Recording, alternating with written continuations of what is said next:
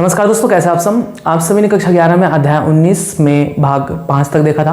भाग 5 में आपने पढ़ा कि किस प्रकार से निस्यंद का सांद्रण होता है, यानी आपने काउंटर करंट मैकेनिज्म प्रतिधारा प्रवाह क्रियाविधि के बारे में पढ़ा था। अब आता है भाग 6, जिसमें आपको बताया जाएगा वृक्कों के कार्यों का नियमन कैसे होता है, कैसे नियंत्रित होता है वृक्क का कार्य। यानी अगला आपका टॉपिक है वृक्कों की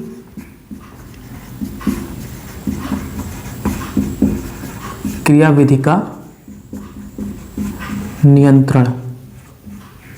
ठीक है, रेगुलेशन ऑफ किडनीज फंक्शन।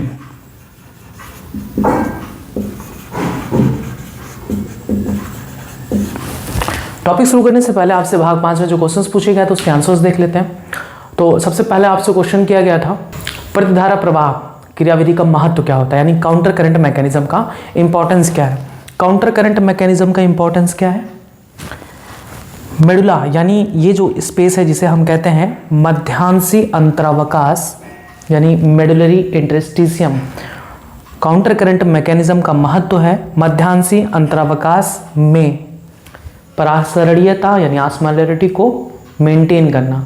फिर दूसरा आपसे क्वेश्चन किया गया था कि जल हेनले लूप की किस भुजा द्वारा मध्यांशी अंतरावकाश में जाता है। तो आप देखिए हेनल लूप ये है, हेनल लूप की किस भुजा द्वारा, दो भुजाएं होती हैं, एक अवरोही भुजा जिसे डीएल कहते हैं यानी डिसेंडिंग लिम्ब, और ये होता है आपका असेंडिंग लिम्ब यानी आरोही भुजा। तो किस भुजा द्वारा H2O यानी जल का निष्कासन होता है अंतरावकाश में? तो होता है, ये देखिए H2O का निष्कासन होता है हेनले लूप की अवरोही भुजा द्वारा। सेम इसी तरीके से नेक्स्ट आपसे तीसरा क्वेश्चन किया गया था कि हेनले लूप की किस भुजा द्वारा NaCl का निष्कासन होता है निस्यंद से मध्यांशी अंतरावकाश में? तो वो होता है आरोही भुजा यानी असेंडिंग लिम्ब द्वारा। ठीक, फिर आपसे चौथा क्वेश्चन किया गया था वृक्क में उपस्थित तरल की परासरणीयता वलकुट से आंतरिक मध्यांश की तरफ घटता है या बढ़ता है? तो देखिए ये वृक्क की तरल की ऑस्मोलैरिटी दी गई है, परासरणीयता दी गई है, जो यह दर्शाता है कि ये वलकुट से आंतरिक मध्यांश की तरफ बढ़ता है, यानी इसका आंसर होगा बढ़ता है। फिर पांचवा आपसे क्वेश्चन किया गया था कि ब्लड की ऑस्मोलैरिटी कितनी होती है, रक्त की परासरणीयता कितनी होती है? 290 से 300 मिली ऑस्मोल पर लीटर। ये यूनिट आप सही से लिखा करिए, ठीक है, ध्यान देंगे। यूनिट कैसा होता है? एम ऑस्मोस, इसे बोलते हैं मिली ऑस्मोल पर लीटर।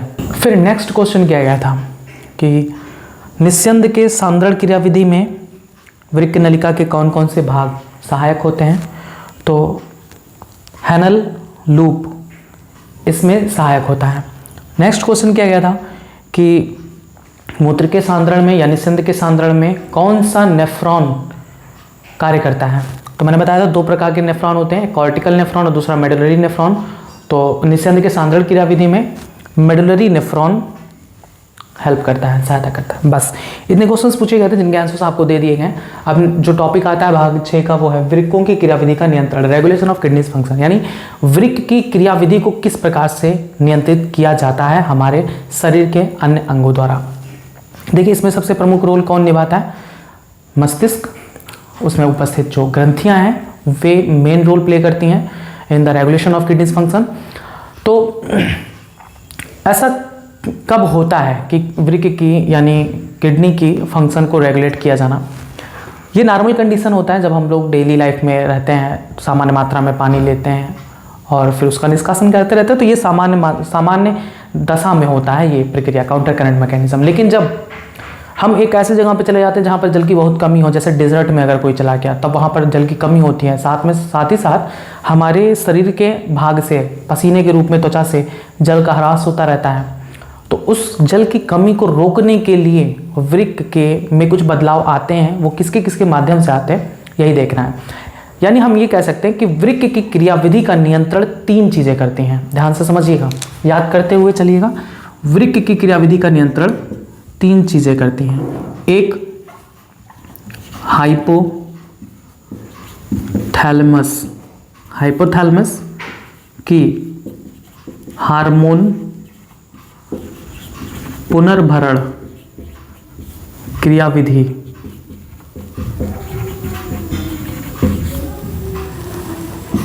यानी हार्मोनल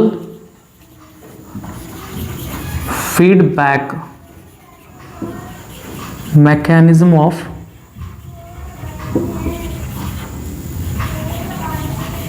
हाइपोथैलेमस। नेक्स्ट, हाइपोथैलेमस की हार्मोन पुनर्भरण क्रियाविधि। फिर दूसरा, सानिध्य ग्लोमेरुलर उपकरण, इसे इंग्लिश में कहते हैं juxta medullary apparatus. Juxta medullary apparatus short form में कहते हैं JGA। फिर तीसरा, कुछ सीमा तक हृदय। ठीक है। वृक्क की क्रियाविधि का नियंत्रण 3 चीजें करती हैं, एकदम याद कर डालिए। बहुत इजी है ये, आप बहुत इजी हैं, बस याद करने की आपकी देरी है। एक बार याद कर लेंगे, समझना भी कुछ नहीं है, ज़्यादातर याद करने पर डिपेंड करता है। वृक्क की क्रियाविधि का नियंत्रण 3 चीजें करती हैं। हाइपोथैलेमस की हार्मोन पुनर्भरण क्रियाविधि, बताते हैं क्या होता है पुनर्भरण क्रियाविधि। Hormonal feedback mechanism of hypothalamus. Next आता है सानिध्य ग्लोमेरुलर उपकरण यानी juxta glomerular apparatus JGA। And last third आता है कुछ सीमा तक हृदय द्वारा भी वृक्क की क्रियाविधि का नियंत्रण किया जाता है। कैसे कैसे किया जाता है, यही आपको समझना है। जब जल का ह्रास होने लगता है, यानी देखिए हमारे पूरे शरीर में रिसेप्टर्स होते हैं, अलग अलग चीज़ों के लिए अलग अलग रिसेप्टर्स होते हैं। टेस्ट के लिए अलग, स्मेल के लिए अलग रिसेप्टर्स, ये सब आप पढ़े होंगे, जिन्हें ग्राहियाँ कहते हैं। किसी भी चीज़ को सेंस करके उसके संकेतों को मस्तिष्क में पहुंचाने का कार्य जो होता है वो रिसेप्टर्स करते हैं, ग्राहियाँ करती हैं, जो हमारे शरीर के विभिन्न विभिन्न भागों में पाई जाती हैं।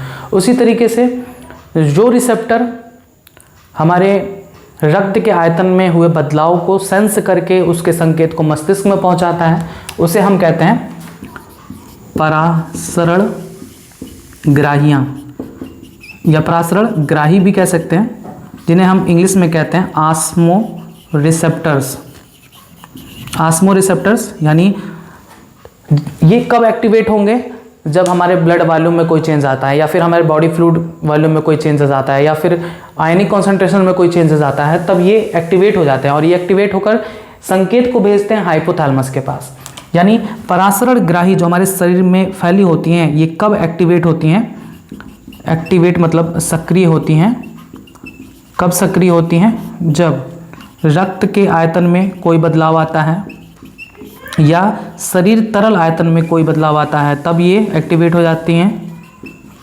रक्त आयतन, शरीर तरल आयतन या फिर आयनों की सांद्रता में जब इन तीनों के में बदलाव, ठीक है, इन तीनों में जब बदलाव आता है तो ये एक्टिवेट हो जाती हैं। ध्यान से समझिएगा, हमारे शरीर में जो भी रक्त आयतन, जो भी तरल आयतन है, अगर उसमें कमी आती है, मेनली हम सीधे समझेंगे कि जल की कमी हो जाती है। जब शरीर से ज़्यादा वाटर यानी जल निकल जाता है तो उससे हमारे शरीर की कोशिकाओं में भी तरल की कमी हो जाएगी, रक्त के तरल में भी कमी आ जाएगी, और हो सकता है आयनों के कॉन्सेंट्रेशन यानी सांद्रता में भी बदलाव आ जाता है। इन तीनों कंडीशन में आस्मो रिसेप्टर्स जो हमारे शरीर में फैली हुई हैं वो एक्टिवेट हो जाती हैं और सक्रिय होकर संदेश भेजती हैं हमारे हाइपोथैलेमस को। तब हाइपोथैलेमस एक्टिवेट होकर एक हार्मोन रिलीज करता है जिसका नाम है ADH। ध्यान से समझिएगा, हाइपोथैलेमस रिलीज करता है ADH, जिसे हम कहते हैं प्रतिमूत्रल हार्मोन, शुद्ध हिंदी में, ठीक। और इसे इंग्लिश में कहा जाता है anti diuretic hormone, anti diuretic hormone, याद कर डालिए। हाइपोथैलेमस से रिलीज होता है ADH, साथ ही साथ एक और हार्मोन का सिक्रीशन होता है बाय द न्यूरोहाइपोफाइसिस के द्वारा। न्यूरोहाइपोफाइसिस पिट्यूटरी ग्लैंड के पोस्टीरियर पार्ट को कहा जाता है, आगे आपको बताया जाएगा। न्यूरोहाइपोफाइसिस से रिलीज होता है वैसोप्रेसिन हार्मोन। अभी आपको पहला वाला समझना है कि कैसे हाइपोथैलेमस वृक्क की क्रियाविधि को नियंत्रित करता है। जब हमारे शरीर में जल की कमी हो जाती है, यानी शरीर तरल के आयतन में परिवर्तन, रक्त के आयतन में परिवर्तन या आयनों की सांद्रता में जब परिवर्तन होता है, तो हमारे शरीर में जो परासरण ग्राहियां हैं यानी ऑस्मोरिसेप्टर्स हैं, एक्टिवेट हो जाती हैं। एक्टिवेट होकर सिग्नल देती हैं हमारे मस्तिष्क में उपस्थित हाइपोथैलेमस को। तब हाइपोथैलेमस हार्मोन रिलीज करता है जिसका नाम है ADH, एंटी डायूरेटिक हार्मोन, जिसे हिंदी में प्रतिमूत्र हार्मोन कहते हैं। देखिए, जब जल का ह्रास होता है यानी शरीर में जल की मात्रा कम हो जाती है, तो इसे हम कहते हैं मूत्रलता, हिंदी में कहा जाता है मूत्रलता, यानी इंग्लिश में इसे कहते हैं डाईयूरेसिस। ध्यान से समझिएगा, जब हमारे शरीर से जल की मात्रा का अत्यधिक ह्रास हो जाता है, निकल जाती है जल की मात्रा, तब उसे हम कहते हैं मूत्रलता यानी डाईयूरेसिस। तो इसको रोकने के लिए, इसके विरोध करने के लिए जो हार्मोन रिलीज होता है उसी को कहते हैं एंटी डायूरेटिक। डायूरेटिक मतलब अत्यधिक मात्रा में जल का ह्रास, और एंटी अगर लगा दें तो मतलब उसको रोकने के लिए जो हार्मोन निकलता है, इसी के नाम पे इसका नाम पड़ा है एंटी डायूरेटिक हार्मोन। यानी डायूरेसिस को रोकने के लिए, यानी रोकने वाला हार्मोन क्या कहलाता है? एंटी डायूरेटिक हार्मोन, कि जल की कमी को रोका जाए। तो वो हार्मोन कौन सा होता है? ADH। कौन रिलीज करता है? हाइपोथैलेमस। कब रिलीज करता है? जब हमारे शरीर में जल की कमी हो जाती है। जल की कमी का संदेश कौन लेकर जाता है हाइपोथैलेमस को? ऑस्मोरिसेप्टर्स यानी परासरण ग्राहियां। ध्यान से समझिएगा, फिर से मैं शुरू से बताता हूँ। यदि हम किसी डिजर्ट यानी रेगिस्तान क्षेत्र में जाते हैं तो वहाँ पर जल की कमी हो जाती है। हमारे शरीर से हमारे शरीर के त्वचा के माध्यम से जल पसीने के रूप में निकलता रहता है और हमारे शरीर में जल की कमी हो जाती है। इस कंडीशन में जब जल का ह्रास हो जाता है यानी मूत्रलता यानी डायूरेसिस हो जाता है, तब हमारे शरीर के ऑस्मोरिसेप्टर सक्रिय होकर हाइपोथैलेमस को संदेश देते हैं। हाइपोथैलेमस डायूरेसिस को रोकने के लिए एंटी डायूरेटिक हार्मोन यानी ADH रिलीज करता है, स्रावित करता है, और साथ ही साथ वैसोप्रेसिन स्रावित करता है। अब ये दोनों कैसे जल के ह्रास को दूर करते हैं, ध्यान से समझिएगा। इनके बारे में बाद में पढ़ेंगे, हमें ADH के बारे में पढ़ना है। ADH क्या करता है? मैंने आपको बताया था हेनले लूप की जो डिसेंडिंग लिम्ब है, अवरोही भुजा, वो जल के लिए पारगम्य होती हैं। यानी यहाँ से जल निकलकर रक्त में जाता रहता है तो जल की मात्रा रक्त में ठीक ठाक हो जाती है। लेकिन ये जो होते हैं वो H2O के लिए क्या होते हैं? अपारगम्य होते हैं, यानी इम्परमिएबल। जल को यहाँ से नहीं निकलने देते हैं, यहाँ से जल को निकलने से रोकते हैं। ठीक, अब ये जो हार्मोन आता है ADH, ये वृक्क नलिका के अंतिम भाग कौन? हेनले लूप की आरोही भुजा को और DCT को जल के लिए पारगम्य बना देते हैं। ध्यान से समझिएगा, जो ADH हार्मोन है वो किस तरह से हमारे शरीर में यानी रक्त में जल की मात्रा को बढ़ाता है। ये उतने ही जल को निकालेंगे जितना सामान्य मात्रा में निकालती थी। तो जो मूत्र है यानी निस्यंद है, उसमें जल कम निकले तो उससे हमारे शरीर में कुछ मात्रा में जल की पूर्ति की जा सकती है। तो उसके लिए हाइपोथैलेमस से जो हार्मोन रिलीज होता है एंटी डायूरेटिक हार्मोन, ये हार्मोन इन जगहों पर जल के पारगम्यता को बढ़ा देता है। यानी अब ये जो निस्यंद है, ये जो H2O को लेकर जा रहा है, अब ये H2O निस्यंद के साथ होते हुए मूत्र के रास्ते निकल जाता है सामान्य दशा में। लेकिन हम चाह रहे हैं कि अभी हम रेगिस्तानी एरिया में हैं और हमारे शरीर से जल ज़्यादा ना निकले, तब इस कंडीशन में जब ADH रिलीज होता है तो वो क्या कर देता है? इसको वाटर के लिए परमिएबल बना देता है, पारगम्य बना लेता है। तो इससे जो वाटर यहाँ से जाता है, जल के अणु जब यहाँ से जाते हैं तो यहाँ से होते हुए ये H2O निकल जाते हैं और रक्त में चले जाते हैं। यानी ये जो H2O है वह यहाँ पर कलेक्टिंग डक्ट में नहीं पहुँच पाता। इसी रास्ते से, DCT के रास्ते से H2O कहाँ चला आता है? हमारी रक्त में। बात समझ में आई? हमारे शरीर का जो वृक्क का कार्य यहाँ पर है, जब हम रेगिस्तानी एरिया में होते हैं या कहीं पर भी किसी सिचुएशन में हम कम पानी पी रहे हैं तब भी ये होता है।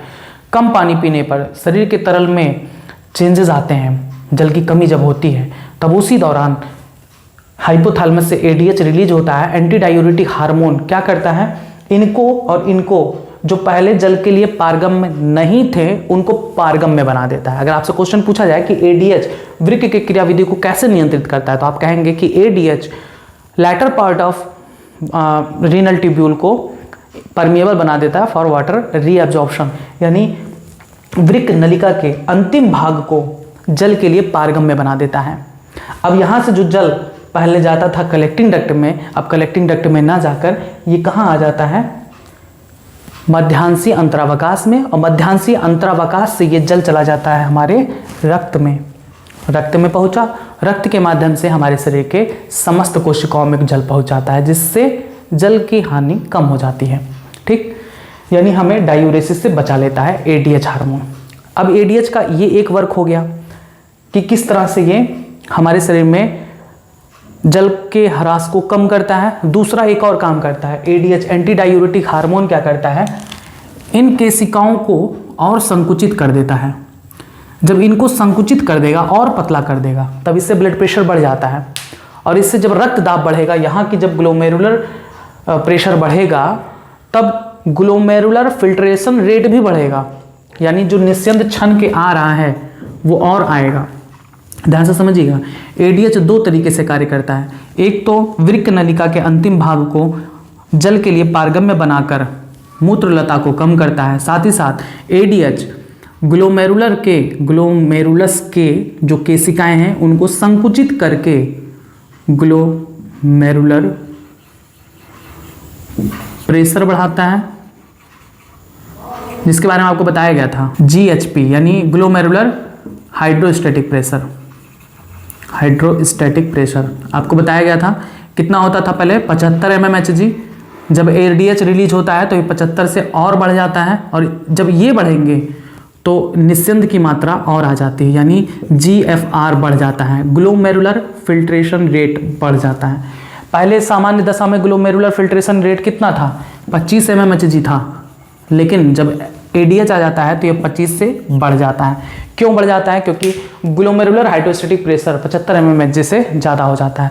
दो तरीके से ये कार्य करता है एडीएच। एक तो ये वृक्क नलिका के अंतिम भाग को जल के लिए पारगम्य बना देता है, जिससे जल इस नली से निकलकर अंतरावकाश में पहुंचता है, और अंतरावकाश के माध्यम से वासा रेक्टा के थ्रू रक्त में पहुंचता है, और रक्त के माध्यम से शरीर में चला जाता है। इससे हम डायूरेसिस से बच सकते हैं। दूसरा एडीएच क्या करता है, ग्लोमेरुलस की जो केशिकाएं हैं उनको और संकुचित कर देता है, जिससे प्रेशर बढ़ जाता है।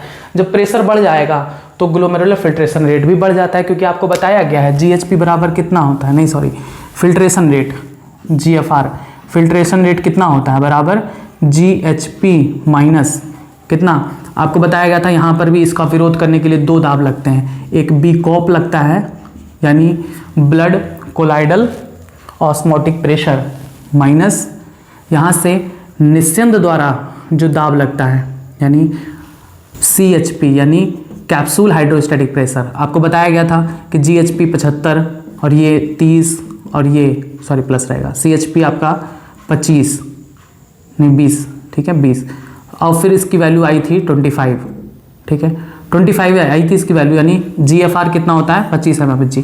अब देखिए इनकी मात्रा 30 और 20 बरकरार रहती है, लेकिन जब एडीएच आता है तो 75 से इसको बढ़ा देता है। तो जब 75 से मान लो ये 100 हो गया, तब बताइए वैल्यू कितना आ जाएगा, तो 50 आ जाएगा ना, यानी जीएफआर क्या हो जाता है, बढ़ जाता है। कब, जब एडीएच रिलीज होता है।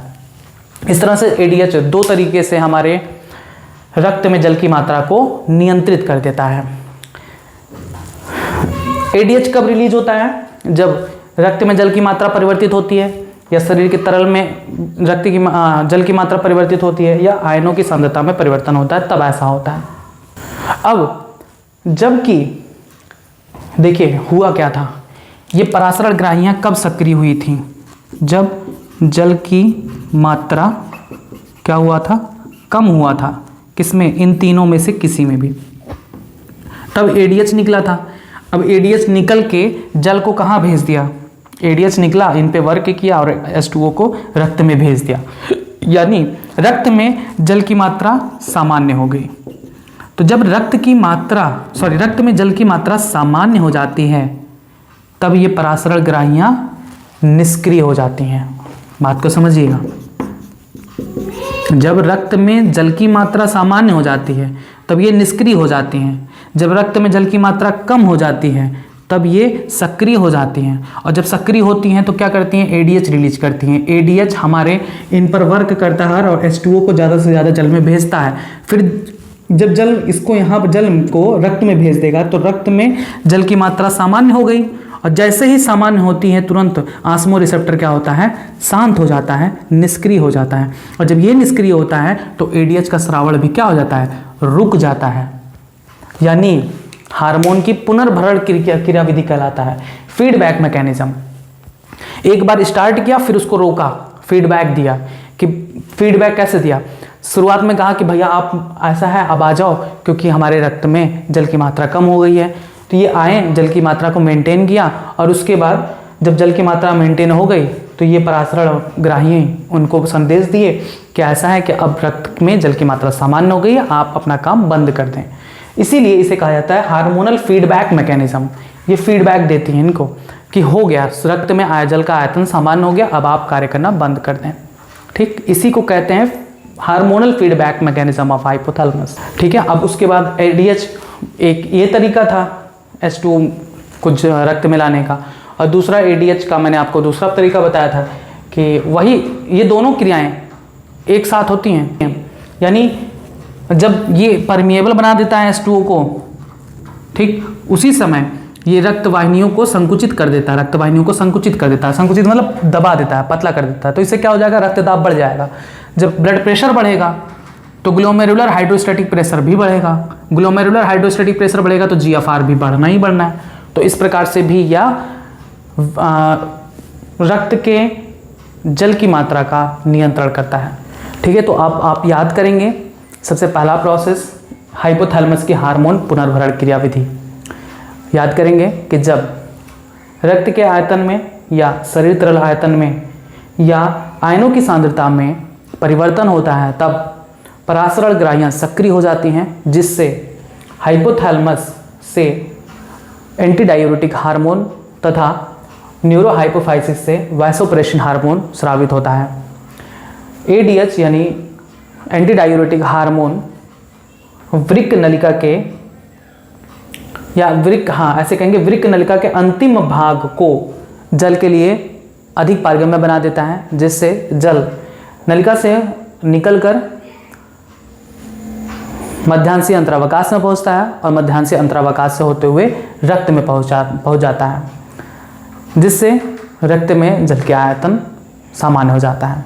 साथ ही साथ याद करते चलेंगे, साथ ही साथ एडीएच रक्त वाहिनियों को संकुचित करता है, जिससे ग्लोमेरुलर फिल्ट्रेशन रेट यानी GFR बढ़ जाता है, और इसके माध्यम से भी जल सामान्य अवस्था में आ जाता है। ठीक, याद करने के लिए बोला गया है, इसको समझ के याद करिए। अभी लिखवा हम देंगे बाद में, पहले समझ लीजिए, याद कर लीजिए। दूसरा आता है जक्स्टा मेडुलरी ऑपरेटस। ये किस प्रकार से, JGA किस प्रकार से हेल्प करता है in the regulation of kidneys function, समझते हैं। हाइपोथैलेमस आपने समझ लिया, हाइपोथैलेमस से जो हार्मोन रिलीज होता था उसको आपने समझा। देखिए, जब रक्त के आयतन में जब बदलाव आता है, यानी रक्त में जब जल की मात्रा कम हो जाती है तो उससे ब्लड प्रेशर भी कम होता है, और जब ब्लड प्रेशर कम होगा तो GFR भी घट जाता है। ठीक है, ब्लड प्रेशर घटेगा तो जो GHP अभी आपने को बताया था, GHP यानी ग्लोमेरुलर हाइड्रोस्टैटिक प्रेशर, ये घट जाता है, GFR भी घट जाता है। ऐसी कंडीशन में जक्स्टा मेडुलर apparatus यानी जो ग्लोमेरुलस की जक्स्टा कोशिकाएं हैं, जक्स्टा सेल्स, वो रेनिन का स्राव करती हैं, ध्यान से समझिएगा। रक्त दाब के कम होने पर GHP भी कम हो जाता है, जिससे GFR भी कम होता है। अतः इस स्थिति में ग्लोमेरुलर की जक्स्टा कोशिकाएं रेनिन का स्राव करती हैं। ये रेनिन क्या करता है, रक्त में उपस्थित रक्त में उपस्थित प्लाज्मा प्रोटीन, एक प्लाज्मा प्रोटीन होता है जो रक्त में पाया जाता है जिसे हम कहते हैं एंजियोटेंसिनोजन। एंजियोटेंसिनोजन, रेनिन रक्त में उपस्थित एंजियोटेंसिनोजन को पहले तो एंजियोटेंसिन फर्स्ट में बदलता है, फिर इसको बदलता है किसमें, एंजियोटेंसिन सेकंड में। बात समझ में आई? याद करते चलेंगे। रक्तदाब में कमी से जीएचपी प्रभावित होता है जिससे जीएफआर कम हो जाता है और इस स्थिति में जक्ष्टा कोशिकाएं रेनिन का स्राव करती हैं। रेनिन रक्त में उपस्थित प्लाज्मा प्रोटीन एंजियोटेंसिनोजन को एंजियोटेंसिन फर्स्ट में और फिर एंजियोटेंसिन सेकंड में बदलता है। अब हम यहाँ देखेंगे कि ये एंजियोटेंसिन सेकंड क्या करता है। ये जो एंजियोटेंसिन सेकंड है बहुत इंपॉर्टेंट पार्ट है। ये एक पावरफुल वासोकॉन्स्ट्रिक्टर होता है। पावरफुल वासोकॉन्स्ट्रिक्टर, यानी कॉन्स्ट्रिक्टर का मतलब समझते हैं, संकीर्णित करना, कॉन्स्ट्रिक्ट कर देना, संकुचित करना। यानी एक ऐसा पदार्थ है ये जो कि रुधिर की केशिकाएं जो हैं इनको संकुचित कर देगा। मतलब आपको बताया गया है कि ब्लड प्रेशर कब बढ़ता है, जब रक्त वाहिनियां संकुचित हो जाती हैं तब ब्लड प्रेशर बढ़ जाता है, और जब रक्त वाहिनियां फैलती हैं तब रक्तदाब घट जाता है। तो जब रक्तदाब घटता है यानी कि इनकी जो केशिकाएं हैं, रक्त वाहिनियां हैं, वो क्या हो गई हैं, फैल गई हैं। तो ये क्या करता है, angiotensin second a powerful vasoconstrictor, ये इन केशिकाओं को और संकुचित कर देता है। तो जब ये संकुचित हो जाती हैं तो ब्लड प्रेशर बढ़ जाता है। जब ब्लड प्रेशर बढ़ता है तो जीएचपी भी बढ़ता है और जीएफआर भी बढ़ जाता है, और इस कंडीशन में जल की मात्रा का रीअब्जॉर्प्शन बढ़ जाता है। ठीक, बात समझ में आई? एंजियोटेंसिन सेकंड किस प्रकार से वृक्क की क्रियाविधि का नियंत्रण करता है? जब ब्लड प्रेशर कम हो जाता है, रक्तदाब कम हो जाता है, रक्तदाब के कम होने पर जीएचपी कम हो जाता है, जीएफआर कम हो जाता है, फलस्वरूप रक्त में जल की मात्रा कम होने लगती है क्योंकि रीअब्जॉर्प्शन घट जाता है। जब प्रेशर कम होगा तो रीअब्जॉर्प्शन भी घट जाता है। तो इस कंडीशन में जो जक्ष्टा कोशिकाएं होती हैं वो रेनिन का स्राव करती हैं। रेनिन रक्त प्लाज्मा में उपस्थित एंजियोटेंसिनोजन को एंजियोटेंसिन फर्स्ट में और उसके बाद इसको एंजियोटेंसिन सेकंड में परिवर्तित कर देता है। Angiotensin second being a powerful vasoconstrictor, यानी एक प्रभावकारी वाहिका संकीर्णक कहा जाता है इसे हिंदी में, प्रभावकारी वाहिका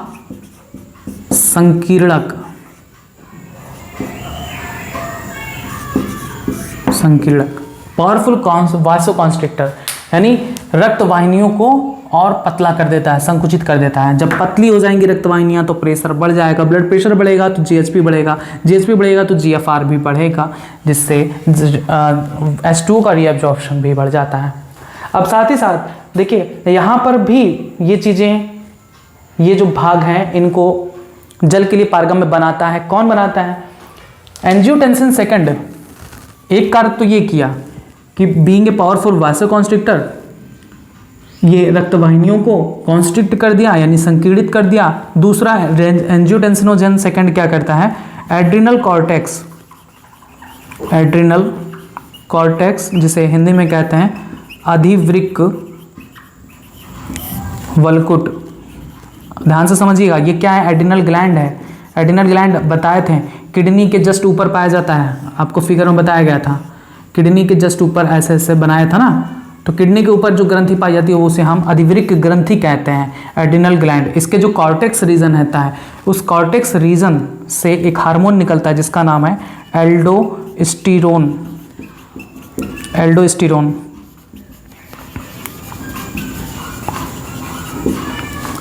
ये एल्डोस्टेरोन क्या करता है, latter part of the tubule को वाटर के लिए परमिएबल बना देता है। सेम जैसे आपको एडीएच के बारे में बताया था वैसे एल्डोस्टेरोन भी करता है। एल्डोस्टेरोन क्या करता है, हैनले लूप, ये हो गया आपका हैनल्स लूप, ये हो गया आपका डीसीटी यानी डिस्टल कॉन्वोल्यूटेड ट्यूब्यूल। तो एल्डोस्टेरोन हैनल्स लूप के असेंडिंग लिम्ब और डीसीटी को वाटर रीअब्जॉर्प्शन के लिए स्टिमुलेट करता है, प्रेरित करता है, और इनको H2O के लिए पारगम्य भी बनाता है। ध्यान से समझिएगा। फिर से हम शुरू से बता देते हैं कि जक्स्टा मेडुलरी apparatus के द्वारा किडनी के क्रियाविधि को कैसे नियंत्रित किया जाता है। जब ब्लड प्रेशर कम हो जाता है, ब्लड प्रेशर के कम होने से GHP घट जाती है, GHP के कम होने से GFR कम हो जाता है। अब इस कंडीशन में जक्स्टा कोशिकाएं रेनिन का स्राव करती हैं। रेनिन रक्त में उपस्थित प्लाज्मा प्रोटीन एंजियोटेंसिनोजन को एंजियोटेंसिन फर्स्ट और उसके बाद एंजियोटेंसिन सेकंड में परिवर्तित करता है। एंजियोटेंसिन सेकंड एक पावरफुल वासोकॉन्स्ट्रिक्टर होता है जो रक्त वाहिनियों को संकुचित यानी पतला कर देता है। जब पतला कर देगा तो इससे ब्लड प्रेशर बढ़ जाता है। ब्लड प्रेशर के बढ़ने से GHP बढ़ जाती है और इससे GFR बढ़ जाता है। जब GFR बढ़ जाता है तो वाटर रीअब्जॉर्प्शन की प्रोसेस बढ़ जाती है। अब इस वाटर की रीअब्जॉर्प्शन को और सुगम बनाने के लिए एंजियोटेंसिन सेकेंड एड्रिनल कॉर्टेक्स को प्रेरित करता है कि ये एक हार्मोन रिलीज करे जिसका नाम है aldosterone. Aldosterone latter part of the tubule को परमिएबल बना देता है for the reabsorption of H2O, यानी हैनल्स लूप और DCT को H2O के लिए पारगम्य बना देता है, जिससे जल इन रास्तों से निकलकर रक्त में पहुंच जाती है और रक्त में जल का आयतन सामान्य हो जाता है, ब्लड प्रेशर भी बढ़ जाता है। अब देखिए, जब ब्लड प्रेशर बढ़ गया तो अब इस ब्लड प्रेशर को कौन मेंटेन करता है? तो इस ब्लड प्रेशर को, जो बढ़ी हुई ब्लड प्रेशर को सामान्य अवस्था में लाने का कार्य है वो हृदय करता है। बताते हैं किस प्रकार से। उससे पहले आपको एक बात आपको और समझनी होगी। इस क्रियाविधि को कि रेनिन एंजियोटेंसिन सेकंड को बनाता है और उससे ब्लड प्रेशर बढ़ जाती है, इस क्रियाविधि को हम कहते हैं रेनिन एंजियोटेंसिन क्रियाविधि। रेनिन एंजियोटेंसिन क्रियाविधि, ठीक है। Mechanism of renin angiotensin, mechanism of renin angiotensin, ठीक। अब इसके कारण से ब्लड प्रेशर बढ़ जाता है। अब इस ब्लड प्रेशर को सामान्य अवस्था में कौन लाने कार्य करेगा? हृदय। किस प्रकार से? जब ब्लड प्रेशर बढ़ जाता है तो उससे हृदय के अलिंद, जब अलिंदों पर प्रेशर पड़ता है तब उससे एक कारक मुक्त होती है। किससे? हृदय के अलिंद भाग से। उस कारक को कहा जाता है ANF, यानी एट्रियल नाइट्रियूरेटिक फैक्टर। हृदय के अलिंद में अधिक बहाव से क्या रिलीज होता है? एट्रियल नाइट्रियूरेटिक है, एट्रियल नाइट्रियूरेटिक फैक्टर, जिसे शॉर्ट फॉर्म में ANF कहा जाता है। ANF atrial natriuretic factor. इसे हिंदी में कहा जाता है अलिंदीय नाइट्रियूरेटिक फैक्टर, नाइट्रियूरेटिक कारक, ठीक। बात समझ में आई? जब ब्लड प्रेशर बढ़ता है तो उससे अलिंद में अधिक बहाव होता है। ब्लड प्रेशर बढ़ेगा तो अलिंद की पे प्रेशर पड़ेगा। तो जब अलिंद पर प्रेशर पड़ता है तब उससे एक कारक मुक्त होता है जिसे हम एट्रियल नाइट्रियूरेटिक फैक्टर ANF कहते हैं। ये क्या करता है? ये रक्त वाहिनियाँ जो संकुचित हुई थी इनका विस्फारण करता है, यानी इनको फैला देता है। जब ये फैल जाएंगी तो रक्त दाब सामान्य हो जाता है, ठीक है। क्या करता है ANF? रक्त वाहिनियों का विस्फारण यानी फैलाव कर देता है, जिससे रक्तदाब सामान्य अवस्था में आ जाती है। इस प्रकार से बोला जा सकता है कि इस प्रकार से ANF रेनिन एंजियोटेंसिन क्रियाविधि को नियंत्रित करता है। समझ में आई? ये तीन कारक, तीन जो फैक्टर्स हैं वो इस प्रकार से वृक्क की क्रियाविधि को नियंत्रित करते हैं। तो आप लोग को समझ में आया कि वृक्क की क्रियाविधि का नियंत्रण किस प्रकार से होता है। तीन चीजें हेल्प करती हैं। हाइपोथैलेमस के हार्मोन पुनर्भरण क्रियाविधि, दूसरा जक्स्टा ग्लोमेरुलर उपकरण जिसे हम रेनिन एंजियोटेंसिन क्रियाविधि भी कहते हैं। और तीसरा कुछ सीमा तक हृदय द्वारा। तो हृदय द्वारा किस तरह से होता है मैंने आपको बता दिया। अब आप इसमें आप लिखेंगे, हेडिंग डालेंगे वृक्कों की क्रियाविधि का नियंत्रण, लिखेंगे वृक्कों की क्रियाविधि का नियंत्रण एवं नियमन।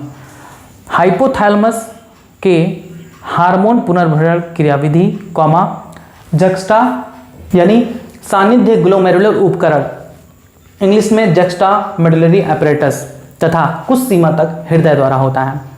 फिर आप अगली लाइन से लिखेंगे शरीर में उपस्थित परासरण ग्राहियां यानी ब्रैकेट में आस्मो रिसेप्टर्स रक्त आयतन, शरीर तरल आयतन, आयनों की सांद्रता में परिवर्तन से सक्रिय हो जाती हैं। शरीर से मूत्र द्वारा या किसी अन्य माध्यम से जल के अत्यधिक ह्रास, जिसे डायूरेसिस लिखेंगे ब्रैकेट में, मूत्रलता कहते हैं, मूत्रलता यानी डायूरेसिस। आपने लिखा शरीर से मूत्र द्वारा या अन्य किसी माध्यम से जल का अत्यधिक ह्रास, ब्रैकेट में मूत्रलता या डायूरेसिस परासरण ग्राहियों को सक्रिय कर देता है, जिससे हाइपोथैलेमस एडीएच यानी एंटी डायूरेटिक हार्मोन, प्रतिमूत्रलता हार्मोन तथा न्यूरोहाइपोफाइसिस वैसोप्रेशन हार्मोन के स्रावण को प्रेरित करता है। आगे लिखेंगे एडीएच वृक्क नलिका के अंतिम भाग में जल के पुनरावशोषण को सुगम बनाता है तथा मूत्रलता यानी डायूरेसिस को रोकता है। फिर आगे लिखेंगे शरीर तरल के आयतन में वृद्धि परासरण ग्राहियों यानी आस्मो रिसेप्टर्स को निष्क्रिय कर देती हैं और पुनर्भरण यानी फीडबैक को पूरा करने के लिए एडीएच के स्रावण को रोकती हैं। फिर आगे लिखेंगे एडीएच वृक्क के कार्यों को रक्त वाहिनियों पर संकुचनी प्रभाव द्वारा भी प्रभावित करता है। मैंने बताया ना, एडीएच वृक्क के कार्यों को रक्त वाहिनियों पर संकुचनी प्रभाव यानी संकुचित करके इसका ब्लड प्रेशर बढ़ा देता है। तो लिखेंगे संकुचनी प्रभाव द्वारा भी प्रभावित करता है, जिससे रक्तदाब बढ़ जाता है। रक्तदाब के बढ़ने से जीएचपी यानी ग्लोमेरुलर हाइड्रोस्टैटिक प्रेशर बढ़ जाता है, जिससे जीएफआर यानी ग्लोमेरुलर फिल्ट्रेशन रेट भी बढ़ जाता है। अगली लाइन से लिखेंगे दूसरा जेजीए यानी जक्स्टा मेडुलरी एपरेटस की जटिल नियमनकारी भूमिका है। गुच्छीय रक्त प्रवाह यानी ग्लोमेरुलर ब्लड प्रेशर या जीएफआर में गिरावट से कमी से जक्स्टा कोशिकाएं रेनिन का स्राव करती हैं। रेनिन रक्त में उपस्थित प्लाज्मा प्रोटीन एंजियोटेंसिनोजन को पहले एंजियोटेंसिन फर्स्ट और फिर बाद में एंजियोटेंसिन सेकंड में परिवर्तित कर देता है। फिर आगे लिखेंगे एंजियोटेंसिन सेकंड एक प्रभावकारी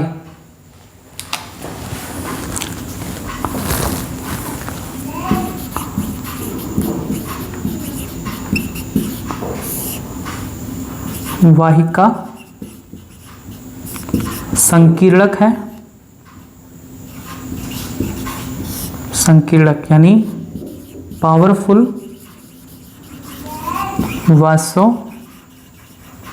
कॉन्स्ट्रिक्टर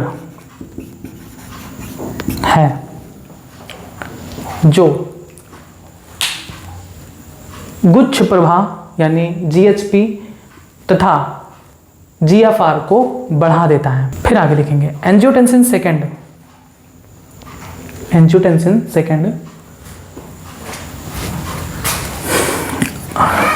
अधिवृक्क वल्कुट यानी एडिनल कॉर्टेक्स को एल्डोस्टेरोन हार्मोन स्रावित करने को प्रेरित करता है। आपने लिखा एंजियोटेंसिन सेकंड अधिवृक्क वल्कुट यानी एडिनल कॉर्टेक्स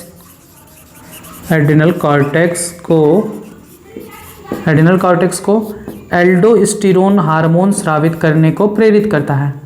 एल्डोस्टेरोन हार्मोन स्रावित को प्रेरित करता है, जिससे आगे लिखेंगे एल्डोस्टेरोन वृक्क नलिका के अंतिम भाग यानी हेनले लूप तथा DCT को जल के लिए पारगम्य बना देता है, जिससे सोडियम आयन तथा जल का पुनरावशोषण बढ़ जाता है। इससे भी रक्त दाब तथा GFR बढ़ जाता है। इस क्रियाविधि को रेनिन एंजियोटेंसिन क्रियाविधि यानी मैकेनिज्म ऑफ रेनिन एंजियोटेंसिन कहा जाता है। अब आप लिखेंगे अगली लाइन से, हृदय के अलिंदों में अधिक रुधिर के प्रवाह से अलिंदीय नाइट्रियूरेटिक कारक यानी एट्रियल नाइट्रियूरेटिक फैक्टर ANF स्रावित होता है। ANF रक्त वाहिनियों का विस्फारण करता है, जिससे रक्त दाब यानी रुधिर दाब कम हो जाता है। इस प्रकार से ANF रेनिन एंजियोटेंसिन क्रियाविधि का नियंत्रण करते हैं। बस ये था आपका वृक्कों के क्रियाविधि का नियंत्रण एवं नियमन। आइए अब वृक्कों की क्रियाविधि को और विस्तार से समझा जाए। सारी चीज़ें वही हैं, बस आपको फ्लो चार्ट के माध्यम से इजी हो जाएगा याद करने में। मैंने आपको बताया कि वृक्क के क्रियाविधि को 3 तरीकों से हम उसको मेंटेन कर सकते हैं। एक हाइपोथैलेमस द्वारा, ठीक, दूसरा हमने बताया JGA द्वारा, और तीसरा हमने आपको बताया कि हृदय द्वारा। वृक्क की क्रियाविधि का नियंत्रण हम 3 तरीके से कर सकते हैं। हाइपोथैलेमस की पुनर्भरण, हार्मोन पुनर्भरण क्रियाविधि द्वारा, फिर जक्स्टा ग्लोमेरुलर apparatus द्वारा, और तीसरा आता है हृदय द्वारा। सबसे पहले हम हाइपोथैलेमस का फिर से समझा दें।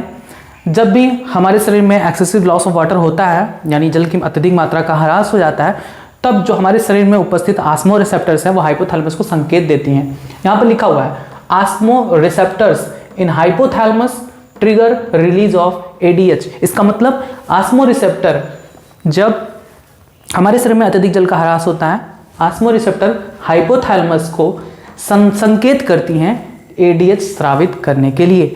और ADH एंटी डायूरेटिक हार्मोन क्या करता है? देखिए 2 चीज़ें करती हैं। ऑस्मो रिसेप्टर जब हाइपोथैलेमस को यह संकेत देती है कि जल का ह्रास हो रहा है, तब हाइपोथैलेमस 2 चीज़ करता है। एक तो इसको मेंटेन करके हमारे शरीर में प्यास को बढ़ा देता है। जब प्यास को बढ़ा देगा तो हम पानी पिएंगे, कंडीशन नॉर्मल हो जाएगी। ठीक है, ध्यान से देखिएगा। एक तो ऑस्मो रिसेप्टर क्या करता है, प्यास बढ़ा देता है, जिससे अगर हम ड्रिंकिंग वाटर मतलब अगर हम पानी पी लेते हैं तो reduces blood osmolarity to set point. यानी 2 तरीके होते हैं। अगर हमने पानी पी लिया, प्यास लगी, थर्स्ट मतलब प्यास लगना, प्यास लगी, अगर हमने पानी पी लिया तो उससे ऑस्मोलैरिटी सामान्य हो जाती है। ये पॉइंट सीधा आ जाता है यहाँ पर। होम्योस्टैसिस यानी सामान्य कंडीशन, सामान्य अवस्था। ब्लड प्रेशर सामान्य, वॉल्यूम जो आपको ऑस्मोलैरिटी बताई गई थी ब्लड की 300 मिली ऑस्मोल पर लीटर हो गया सामान्य। अगर ऐसा नहीं होता कि अगर आप पानी नहीं पीते हो तो ADH क्या करता है, इंक्रीज्ड परमिएबिलिटी, किसकी परमिएबिलिटी, H2O की, कहां पर, reabsorption helps prevent further osmolarity increase. ध्यान से समझिएगा, मैंने अभी बताया था ADH increased permeability of the latter part of the renal tubule, वृक्क नलिका की अंतिम जो भाग होती हैं हेनले लूप और DCT, उनको H2O के लिए परमिएबल बना देता है, जिससे H2O का रीअब्जॉर्प्शन बढ़ जाता है। और H2O का रीअब्जॉर्प्शन बढ़ता है तो उससे देखिए ब्लड में अधिक से अधिक जल जाता है, जिससे ब्लड प्रेशर सामान्य हो जाता है, होम्योस्टैसिस की कंडीशन हो जाती है, वॉल्यूम फिर से 300 मिली ऑस्मोल पर लीटर हो जाता है। फिर ध्यान से समझिएगा, अगर ये वॉल्यूम बढ़ जाता है 300 मिली ऑस्मोल से, अगर ये पहुंच जाता है 400 मिली ऑस्मोल पर लीटर, फिर से वही होगा। देखिए इसके वॉल्यूम में जो अंतर आता है, मैंने आपको बताया था, रक्त के आयतन में परिवर्तन ऑस्मो रिसेप्टर को एक्टिव कर देती हैं। रक्त का जो आयतन है वो 300 मिली ऑस्मोल पर लीटर होना चाहिए। अगर इससे बढ़ा, घटने पर भी प्रॉब्लम, बढ़ने पर भी प्रॉब्लम। अगर इससे अधिक बढ़ा तब क्या होगा, इंक्रीज इन ब्लड ऑस्मोलैरिटी, यानी ब्लड की ऑस्मोलैरिटी अगर बढ़ी तो फिर से activate osmo receptors and stimulate hypothalamus to release ADH antidiuretic hormone and ADH work as। ठीक, बात समझ में आई। अगर रक्त के आयतन में बदलाव आता है, ध्यान से समझिएगा, रक्त में जब आयतन बढ़ जाता है तब ये प्रोसेस होती है। रक्त में आयतन घट जाता है, यानी रक्त में H2O की मात्रा बढ़ गई, जल की मात्रा बढ़ गई, तब इसको भी निकालने के लिए अधिक से अधिक हम डायूरेसिस हो जाता है, मूत्रलता, यानी मूत्र की अत्यधिक मात्रा का हम निष्कासन करने लगते हैं, तब जाके रक्त में जल की मात्रा सामान्य होती है। और अगर रक्त में जल की मात्रा कम हो जाती है, मतलब उसका आयतन बढ़ जाता है, तब ये प्रोसेस होती है। ये था आपका हाइपोथैलेमस के through kidney regulation. Second, JGA, मैंने आपको बताया जैसे ही रक्त में कुछ भी बदलाव आया, रक्त के आयतन में बदलाव आया, तो उससे ब्लड प्रेशर कम हुआ। जब ब्लड प्रेशर कम होता है, यानी देखिए जब लो ब्लड वॉल्यूम या ब्लड प्रेशर कम है, तब इससे रेनिन रिलीज होता है। कहाँ से रिलीज होता है? JG सेल्स से, जक्स्टाग्लोमेरुलर सेल्स से रेनिन सेक्रेट होता है। रेनिन लीवर में एक प्रोटीन बनता है जिसका नाम है एंजियोटेंसिनोजन, जो ब्लड में पाया जाता है। ये रेनिन एंजियोटेंसिनोजन को पहले एंजियोटेंसिन फर्स्ट में और फिर एंजियोटेंसिन सेकंड में कन्वर्ट कर देता है। Angiotensin second being a powerful vasoconstrictor arteriole को कॉन्स्ट्रिक्शन कर देते हैं, जिससे रक्तदाब बढ़ जाता है। रक्तदाब बढ़ने पर ग्लोमेरुलर फिल्ट्रेशन रेट भी बढ़ जाता है, जिससे होम्योस्टेसिस कंडीशन आ जाता है, ब्लड प्रेशर सामान्य हो जाता है, इसका वॉल्यूम भी सामान्य हो जाता है। दूसरा, एंजियोटेंसिन सेकंड एड्रिनल ग्लैंड को भी स्टिमुलेट करती हैं to secrete aldosterone hormone. Aldosterone hormone क्या करता है? ये latter part of the renal tubule यानी हैनले लूप और DCT को रीअब्जॉर्प्शन किसके? सोडियम और H2O के रीअब्जॉर्प्शन को बढ़ा देता है। Increased sodium and H2O reabsorption in distal tubules. Distal tubules मतलब latter part of the renal tubule means Henle's loop and DCT। बस ये था आपका मैकेनिज्म। तीसरा जो आपको बताया गया, हृदय। जब ये जो प्रोसेस है इसे हम कहते हैं रेनिन एंजियोटेंसिन मैकेनिज्म, इसके कारण ब्लड प्रेशर जब बढ़ जाता है, तब हृदय के जो अलिंद हैं वहाँ पर एक कारक रिलीज होता है जिसका नाम है ANF, arterial नाइट्रोयूरेटिक factor. Arterial नाइट्रोयूरेटिक factor क्या करता है? ये कॉन्स्ट्रिक्शन को कम करता है, संकीर्णन को कम करता है, यानी रक्त वाहिकाओं को का विस्फारण यानी विस्तार कर देता है, फैला देता है, जिससे ब्लड प्रेशर कम हो जाता है, सामान्य दशा हो जाती है। बस अब आप तीनों को एक एक हेडिंग डाल के लिखेंगे। पहला हेडिंग डालेंगे हाइपोथैलेमस द्वारा वृक्क की क्रियाविधि का नियंत्रण, डैश करके लिखेंगे। 300 मिली ऑस्मोल पर लीटर के निर्धारित बिंदु के ऊपर रक्त की परासरणीयता में वृद्धि हाइपोथैलेमस के परासरण ग्राहियों को सक्रिय कर देती हैं। आगे लिखेंगे हाइपोथैलेमस रक्त की परासरणीयता को घटाने के लिए दो परिवर्तन लाते हैं। पहला, प्यास बढ़ाकर। दूसरा, पीयूष ग्रंथि के पश्च भाग से ADH यानी एंटी डाययूरेटिक हार्मोन, या इसे ही वैसोप्रेसिन भी कहते हैं, ADH या वैसोपेरिप्रेसिन का स्रावण करके। आगे लिखेंगे ADH वृक्क नलिका के अंतिम भाग में जल का पुनरावशोषण बढ़ाता है, जिससे रक्त का आयतन बढ़ने ना पाए। जैसे ही रक्त की परासरणीयता 300 मिली ऑस्मोल पर लीटर के निर्धारित बिंदु पर पहुंचती है, ADH का स्राव बंद हो जाता है। अब आप हेडिंग डालेंगे दूसरा, जक्स्टाग्लोमेरुलर उपकरण यानी JGA द्वारा नियंत्रण। इसमें लिखेंगे गुच्छीय रक्त प्रवाह या GFR में कमी के कारण ग्लोमेरुलर कोशिकाएं सक्रिय होकर, ग्लोमेरुलर जक्स्टा कोशिकाएं सक्रिय होकर रेनिन हार्मोन का स्रावण करती हैं। लिखेंगे रेनिन रक्त प्लाज्मा में उपस्थित एंजियोटेंसिनोजन को एंजियोटेंसिन फर्स्ट और उसके बाद एंजियोटेंसिन सेकंड में परिवर्तित करता है। एंजियोटेंसिन सेकंड रक्त के परासरणीयता को सामान्य अवस्था में लाने के लिए दो कार्य करता है। पहला, यह रक्त वाहिनियों को संकीर्णित कर देता है, जिससे GFR बढ़ जाता है और रक्त का आयतन सामान्य हो जाता है। दूसरा, यह अधिवृक्क वल्कुट को एल्डोस्टेरोन हार्मोन स्रावित करने के लिए प्रेरित करता है, जिससे डिस्टल ट्यूब्यूल यानी वृक्क नलिका के अंतिम भाग में सोडियम और H2O का पुनर्वशोषण बढ़ जाता है और इस प्रकार से रक्त का आयतन सामान्य हो जाता है। इसके परिणाम स्वरूप रक्तदाब बढ़ जाता है व रक्त आयतन दोनों में वृद्धि होती है। चूंकि यह प्रक्रिया रेनिन एंजियोटेंसिनोजन एल्डोस्टेरोन तंत्र द्वारा होता है, इसलिए इसे हम रास कहते हैं।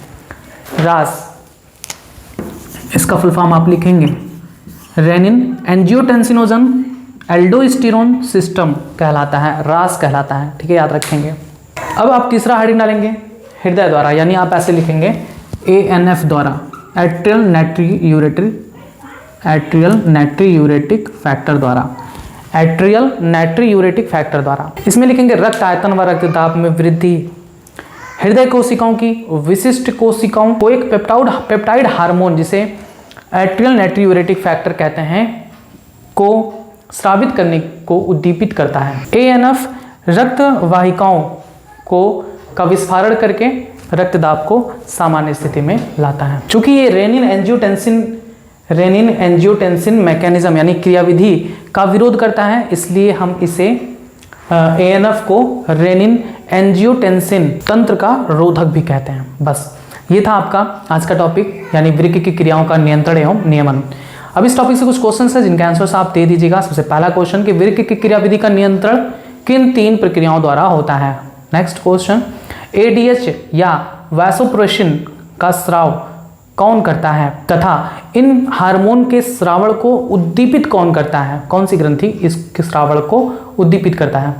नेक्स्ट क्वेश्चन, एडीएच किस प्रकार से जल के पुनरावशोषण को बढ़ाता है। नेक्स्ट क्वेश्चन, एक पावरफुल वासोकॉन्स्ट्रिक्टर यानी प्रभावकारी वाहिका संकीर्णक का नाम बताइए। नेक्स्ट क्वेश्चन, एड्रिनल कॉर्टेक्स से एल्डोस्टेरोन हार्मोन के स्रावण को कौन उद्दीपित करता है। बस इतने क्वेश्चंस का आंसर है, आप जैसे कमेंट बॉक्स में दीजिएगा। आगे के टॉपिक्स के लिए आप जुड़े रहें बायोलॉजी हिंदी चैनल के साथ। धन्यवाद।